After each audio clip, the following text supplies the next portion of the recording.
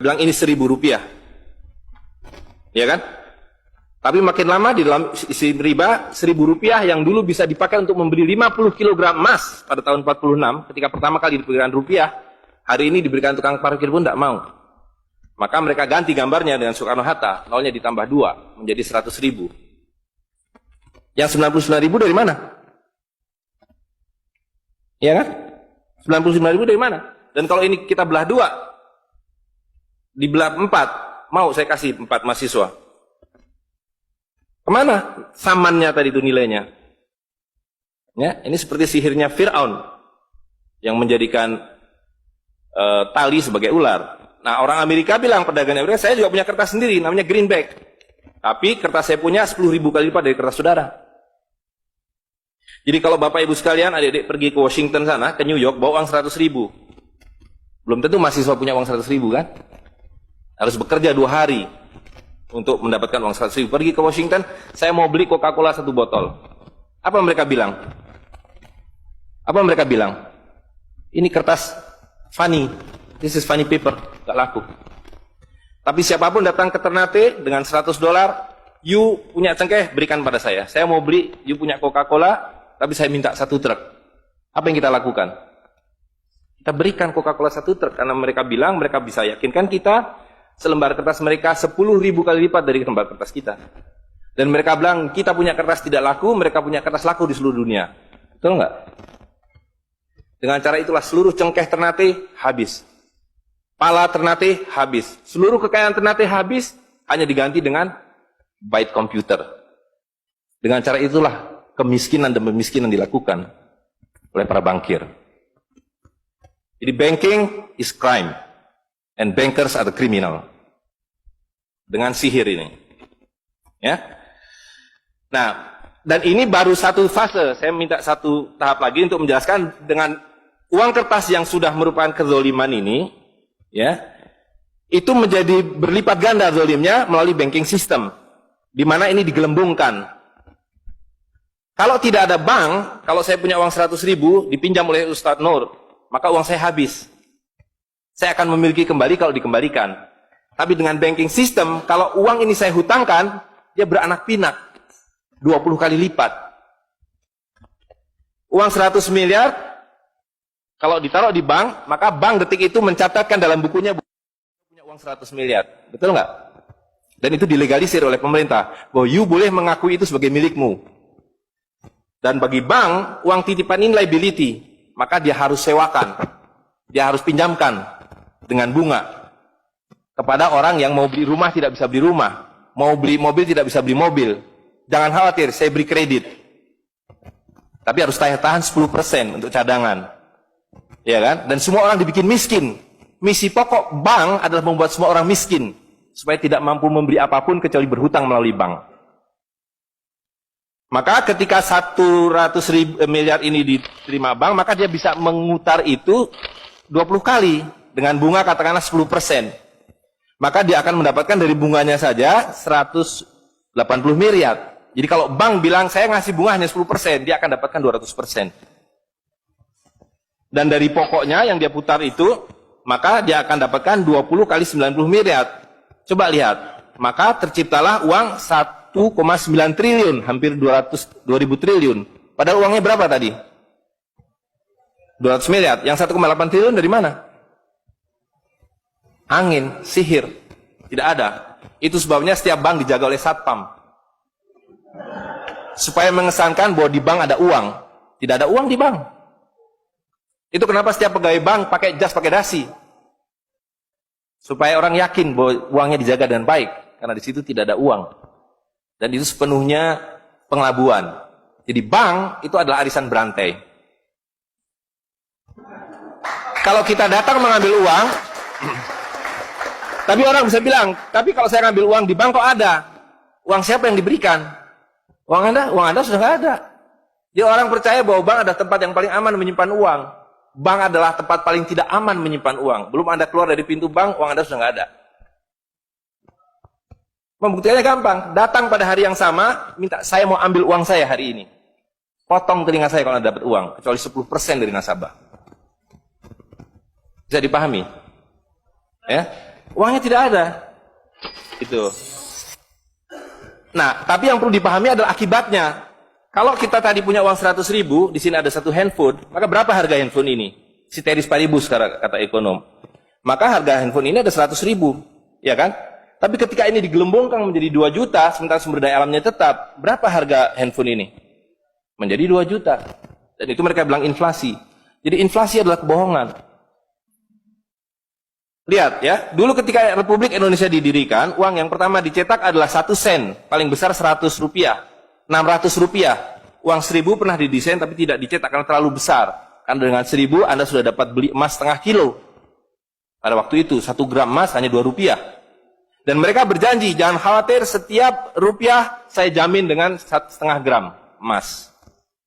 Sampai sekarang itu berlaku Undang-Undang tahun 46. Nah tapi lihat, karena uang kertas itu sihir, dicetak makin banyak, nilainya merosot. Bebeknya mah tetap, cengkehnya tetap, palanya tetap, tapi nilai uangnya yang merosot. Maka mulai tahun 52, ini pertama kali by the way, ini Bank Indonesia baru muncul tahun 52. Bank Sentral Republik Indonesia itu bukan Bank Indonesia, dulu namanya BNI 46. Tapi Belanda tidak mau. You mau merdeka, you mesti nurut saya. Hentikan BNI 46, ganti dengan bank saya, The Jeffers Bank, menjadi Bank Indonesia. Dan hentikan uang Republik Indonesia, ganti dengan uang saya, Guilders, yang kemudian berubah menjadi uang Bank Indonesia. Oke? Nah, begitu muncul tahun 52, rupiah sudah mulai tidak laku. Dibikinlah uang 1.000 rupiah. Ringkas cerita, tahun 57, uang 1.000 sudah mulai tidak laku. Dibuatlah 2.500 rupiah. Dibuatlah uang 5.000, pertama kali muncul 64, uang 10.000 rupiah. Pak Kano bilang, kita sudah terlalu miskin. Maka uang 1.000 digunduli menjadi 1 rupiah yang disebut senering. Tapi tidak lama kemudian muncul lagi. Karena uang kertas adalah penipuan. Worthless. No value. Ringkas cerita, Pak Harto dibilang berhasil dalam pembangunan, dia bikin uang 50.000 rupiah. Dengan gambar Pak Harto dan kapal terbangnya. Tapi inilah ilusi yang lain. Inilah sihir yang lain. Semakin besar uang Anda bukan semakin kaya. Semakin uang besar Anda berarti semakin miskin. Bisa diikuti? Maka ketika terjadi krismon, rupiah makin tidak laku, harus dibikin uang 100.000. Dan sekarang uang 100.000 sudah mulai tidak laku. Ibu-ibu sudah komplain kalau pergi ke pasar dengan 100.000. Betul nggak, Bu? Sudah tidak bisa beli apa-apa ini. Maka mereka dua pilihannya.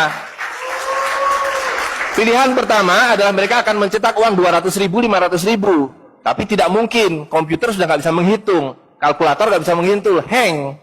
Terlalu banyak nolnya. Pilihan kedua adalah digunduli nolnya, redenominasi.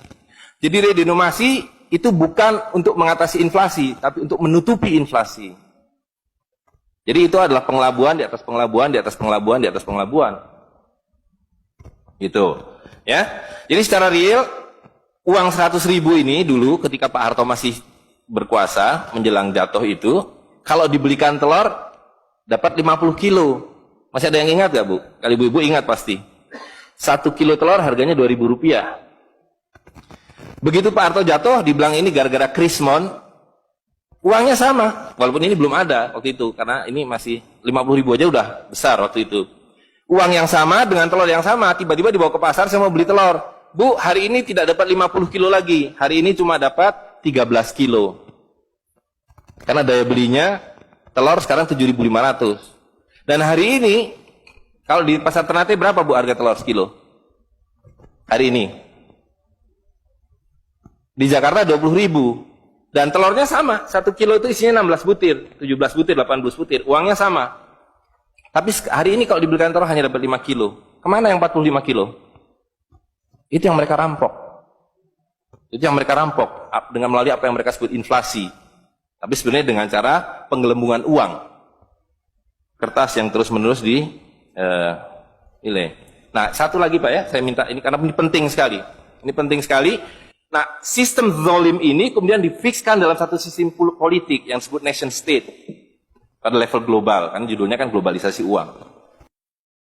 Jadi negara bangsa itu diciptakan oleh para bankir pada abad ke-20. Jadi waktu Indonesia merdeka, Singapura merdeka, Malaysia merdeka, Afrika merdeka, itu bukan kemerdekaan spontan, tapi didesain. Didesain karena kalau dulu mereka mau merampas cengkeh orang Ternate, mau merampas kepala orang Ternate, dia harus bawa serdadu ke sini, Dia harus ambil cengkeh dan palanya. Repot kan? Maka dengan menciptakan uang kertas, mereka tetap bisa mengambil cengkeh orang Ternate, mengambil pala orang Ternate tanpa harus kirim serdadu di sini. Dan karena itu saya kasih merdeka. Tapi satu mesti bikin bank sentral, kedua pakai uang kertas. Supaya saya tetap bisa membeli 1 barel minyak Anda dengan harga 4 sen dolar. Karena mencetak uang ini biayanya hanya 4 sen, 500 rupiah. Ya, jadi berapapun harta yang kita punya bisa dibeli dengan cara itu. Nah, lalu tadi saya sudah ceritakan uang kertas itu dimunculkan bersamaan dengan konsep negara nasional plus hutang negara. You boleh merdeka tapi you miskin. Rakyat penyakitan, rakyatmu bodoh. Tapi jangan khawatir, saya punya uang. Sekolahkan rakyatmu, bikin pembangunan, saya kasih hutang. Ya kan? Nah, jadi tugas pemerintah itu, republik, adalah satu, mengambil hutang dari bank, menghabiskan utang itu, melalui apa yang disebut APBN. Lalu dulu mereka tanya, jadi bagaimana saya membuat APBN? Jangan khawatir, sekolahkan anak-anak pintar kamu ke Berkeley, ke Chicago, ke Harvard. Mereka dididik untuk membuat pembangunan. Lalu dikasih paket hutang, dan diajari, kalau nggak bisa, kirim konsultan seperti John Perkins dan sejenisnya. Lalu ada satu pertanyaan, bagaimana kami membayar hutang kami kalau begitu? Mereka bilang, you punya 200 juta rakyat, pajaki rakyat kalian. Pajaki rakyat kalian. Kalian punya pala, punya cengkeh, habisi hutang kalian. Karena you membayar hutang, kalau kita hutang 5 miliar dolar setiap tahun, apa mereka kasih berkopor-kopor dolar? Apa yang mereka kasih ke kita? Mereka hanya mengetik di komputer 5 miliar dolar, ting, masuk ke Bank Indonesia. Nanti Bank Indonesia tinggal kirim ting ke Bappenas, Bappenas ting ke departemen-departemen itu. Tapi ketika kita mau membayar hutang mereka, bisa kita mengetik di komputer 5 miliar dolar, ting, dibayarkan ke Bank Dunia? Gak bisa, you mesti punya devisa. Dari mana kami punya devisa? You mesti beli dolar kami. Caranya tebang hutang kalian. Habisi boksit kalian, habisi mineral kalian, betul nggak? Nah, jadi itulah yang terjadi di dalam sistem Fir'aun sekarang ini, bahwa pemerintah itu didesain hanya untuk mengambil hutang dari bank, menghabiskan melalui APBN dan proyek, kemudian memajaki rakyat. Karena itu pajak semakin hari semakin tinggi, semakin banyak, semakin tinggi, semakin banyak, gitu. Nah, jadi kalau digambarkan seperti ini, ya kan? Wilayah domestik nasional itu adalah demokrasi, supaya kalau 5 tahun harus ganti. Kalau ada presiden, ada perdana menteri yang tidak nurut pada para bankir, out. Tapi para bankir tidak pernah berganti, mereka turun-temurun, perusahaan swasta, anak beranak pinak. Ini kira-kira hanya 400 keluarga di dunia ini yang menguasai seluruh sistem keuangan dan politik. Jadi kita ini sekarang utangnya tiba-tiba sudah 2.100 triliun. Padahal tahun waktu Pak Harto jatuh itu utangnya hanya berapa? 50 miliar dolar. 500 triliun. Sekarang sudah 2.000 triliun. Dan begitu kurs dolar berubah, utang kita nambah. Gitu. Dan BI tidak pernah memenuhi janjinya. Karena tugas pokok BI adalah menjaga stabilitas kurs. Tidak pernah bisa. Dan tidak akan pernah bisa apapun yang dilakukan karena memang tidak ada nilainya, gitu. Nah, jadi sebagai penutup, maka apa yang harus kita lakukan adalah membalik seperti yang mereka dulu lakukan. Yang mereka dulu lakukan adalah mengambil emas dan perak dari orang tua kita, mereka lebur menjadi batangan, dia simpan di berangkas, dan kepada kita dikasih toilet paper ini, kata Mahathir Muhammad. Maka yang harus kita lakukan sekarang sebelum ini jadi apa? Oncom. Lebih berharga oncom. Tukarkanlah menjadi emas dan perak, menjadi dinar dan dirham, dan kemudian gunakan untuk muamalah. Karena Nabi sudah mengatakan akan datang satu zaman di mana semua yang kamu miliki tidak ada harganya, kehabisan nilai, kecuali dinar dan dirham, kecuali emas dan perak. Jadi kalau dilihat, ya dolar dalam dinar atau dinar dalam dolar dalam 10 tahun terakhir 2004 itu cuma 54 dolar. Hari ini sudah di atas 250 dolar. Dan lihat, menipunya uang kertas ya. Kalau kita pakai untuk menyimpan naik haji, kalau Anda menabung dolar, maka tiap tahun naik. Saya sudah hitung ini, dan ini valid sekali. naik setiap tahun itu 3,5%. Kalau Anda menyimpan rupiah, setiap tahun naik 5%, nggak nyampe-nyampe. Tapi kalau Anda menyimpan dinar, maka dia akan turun 8% setahun. Jadi tahun 2000 naik haji butuh uang 21 juta rupiah. Kalau dinar butuh 71 dinar. Tapi hari ini kalau mau naik haji butuh hampir 40 juta rupiah. Dengan dinar cukup dengan 16 dinar. Jadi dulu kalau punya rupiah naik haji satu orang, sekarang sampai Dubai suruh pulang. Nggak cukup uangnya. Tapi dengan dinar dulu naik haji satu orang, sekarang bisa naik haji 4 orang. Dengan kata lain, kalau Bapak Ibu sekalian serahkan cengkeh Bapak Ibu sekalian dan menerima uang kertas, Anda 4 kali miskin. Detik itu juga dalam konteks ini. Maka serahkanlah cengkeh dan katakan, saya mau serahkan cengkeh, bayar kami dengan dinar. Bayar kami dengan dirham. Saya serahkan pala kami, bayar kami dengan emas dan perak. Saya tidak mau uang palsu ini, uang-uangan ini. Saya mau uang yang sebenarnya, uang dari Rasul SAW. Ya, gitu. Dan harga minyak ini palsu semua. Dibilang minyak naik turun naik, tidak ada yang minyak naik. Kalau dengan dolar dia naik terus, tapi dengan dinar dia flat. Sekali lagi, bahwa sumber daya alam itu terbatas, maka alat tukar pun harus terbatas. Jadi ketika kita menggunakan kertas ini digelembungkan. Tapi ketika Anda menggunakan emas dan perak, ini sama. Maka sekali dia punya alat tukar, nilai tukarnya dari zaman Rasulullah SAW seekor kambing, hari ini 1 dinar dapat seekor kambing. Zaman Nabi dapat seekor ayam 1 dirham, hari ini dapat seekor ayam. Tidak ada yang berubah.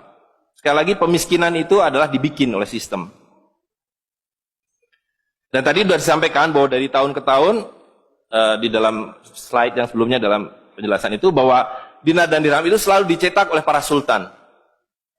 Jadi lihat, ketika para sultan berkuasa, para sultan berikan emas dan perak pada rakyat.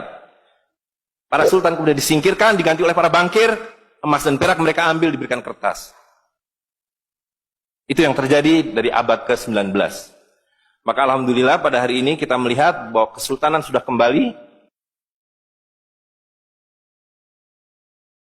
dengan dinar dan dirham.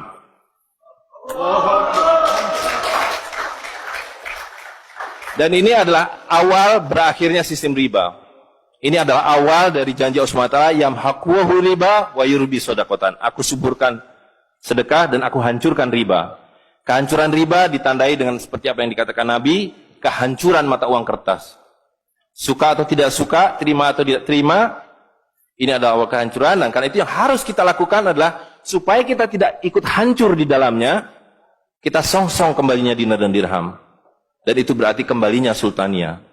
Dan Ternate adalah awal dari kembalinya dinar dan dirham dan sultania bersama dengan Kesultanan Cirebon, bersama dengan Kesultanan di Sulu. Jadi sekarang sudah ada ketiga sultan yang mencetak kembali dinar dan dirham. Dan ini akan mengawali kembalinya dinar dan dirham di seluruh dunia.